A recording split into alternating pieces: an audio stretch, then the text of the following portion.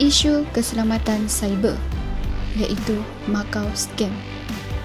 Pengenalan kepada keselamatan cyber. Keselamatan cyber merujuk kepada kaedah pencegahan yang digunakan untuk melindungi maklumat daripada dicuri, dikompromi atau diserang. Menurut Agensi Keselamatan Cyber Negara, keselamatan cyber merujuk kepada langkah-langkah yang diambil untuk memastikan maklumat elektronik menjadi rahsia dan selamat dari kerosakan atau pencurian. Terdapat beberapa jenis serangan cyber. Antaranya adalah serangan pintu belakang, yang mana ia menggunakan kaedah alternatif untuk mengakses sistem yang tidak memerlukan kaedah pengesahan biasa. Yang kedua, serangan akses langsung merangkumi bug dan virus yang mendapat akses ke sistem dan menyalin maklumatnya ataupun mengubah suai sistem. Dan yang terakhir adalah serangan penolakan perkhidmatan menghalang pengguna yang sah daripada mengakses sistem, di mana kaedah biasa untuk serangan cyber jenis ini adalah memasukkan kata laluan yang salah sehingga akaun terkunci. Terdapat banyak isu yang melibatkan keselamatan cyber di Malaysia. Antaranya adalah Macau Scam, di mana Macau Scam ini merupakan satu sindiket penipuan yang berpangkalan di Hong Kong dan Macau. Modus operandi Macau Scam adalah melalui pelbagai cara, antaranya ialah cabutan bertuah, penyamaran sebagai anggota polis, penyamaran sebagai wakil bank negara dan tipu culik. Semua kegiatan ini dilakukan secara atas talian dengan membuat panggilan dengan mangsa.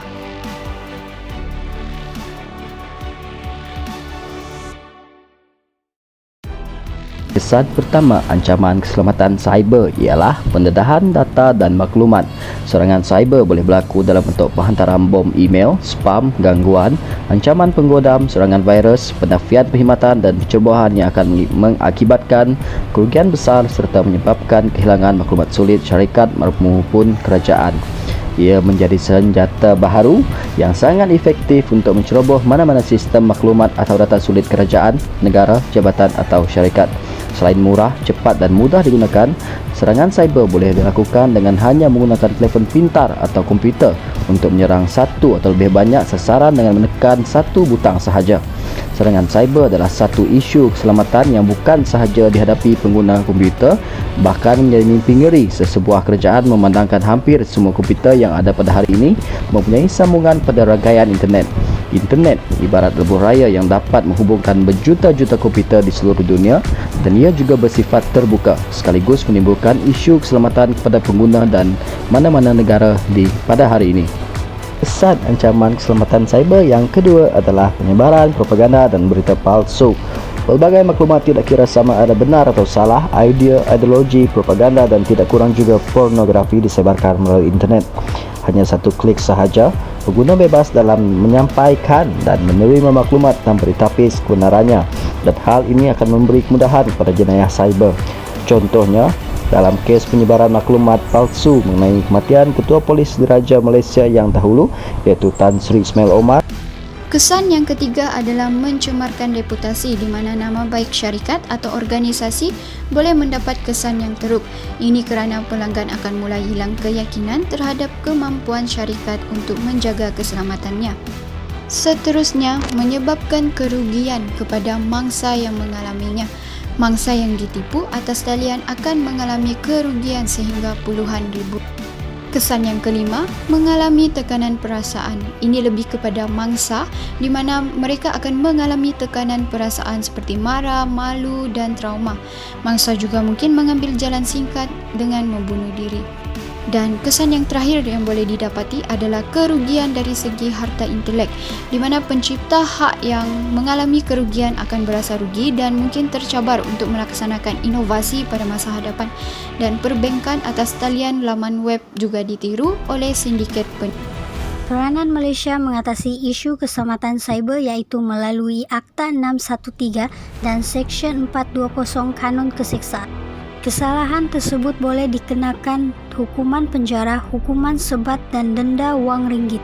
Yang kedua, Malaysia juga meningkatkan kerjasama daripada pihak PDRM, SPRM, Bank Negara Malaysia dan juga NGO yang lain. Kerjasama daripada pelbagai pihak ini membolehkan suspek utama Macau Scam ini ditahan.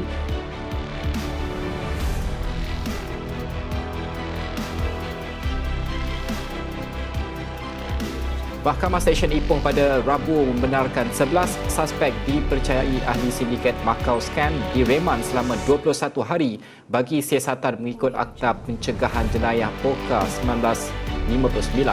Hakim Darashima Khalid memberi kebenaran itu bermula hari ini sehingga 16 Februari selepas menerima permohonan daripada pihak polis. Polis telah memberkas 22 anggota sindiket Macau Scam yang baru memindahkan operasi mereka dari luar negara. Kesemua suspek terdiri daripada 19 lelaki dan 3 perempuan berusia antara 20 hingga 46 tahun. Siasatan awal polis mendapati beberapa individu daripada kumpulan itu menjalani latihan selama seminggu di Kemboja dan April 2018 sebelum bekerja di Laos sejak pertengahan tahun tersebut.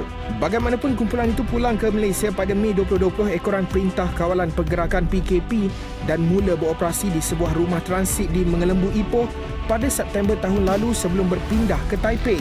Berdasarkan semakan, kumpulan itu terlibat dalam 29 kes penipuan yang melibatkan kerugian RM360,000 setakat ini. Sindiket itu menggunakan aplikasi komunikasi terkini di pasaran sebagai medium untuk memperdaya mangsa dan menggunakan dark web untuk mendapatkan maklumat mangsa. Mereka juga menggunakan aplikasi agensi kerajaan seperti MyEG, portal Jabatan Pengangkutan Jalan JPJ dan Suruhanjaya Pilihan Raya SPR untuk mendapatkan maklumat yang lebih mendalam. Peranan yang ketiga iaitu meningkatkan kesedaran keselamatan cyber kepada masyarakat melalui kempen kesedaran dan pencegahan jenayah komunikasi oleh Kementerian Komunikasi dan Multimedia Malaysia. Peranan yang keempat adalah melayari berita rasmi melalui platform media yang sahih, sebagai contoh MCMC ataupun TV3. Dan yang terakhir adalah jangan mudah memberikan maklumat pribadi kepada pautan yang tidak boleh dipercayai.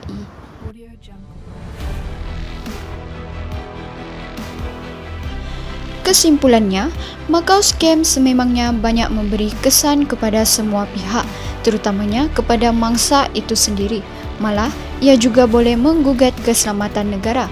Oleh itu, semua pihak perlu bekerjasama menangani isu ini dengan mengamalkan keselamatan cyber.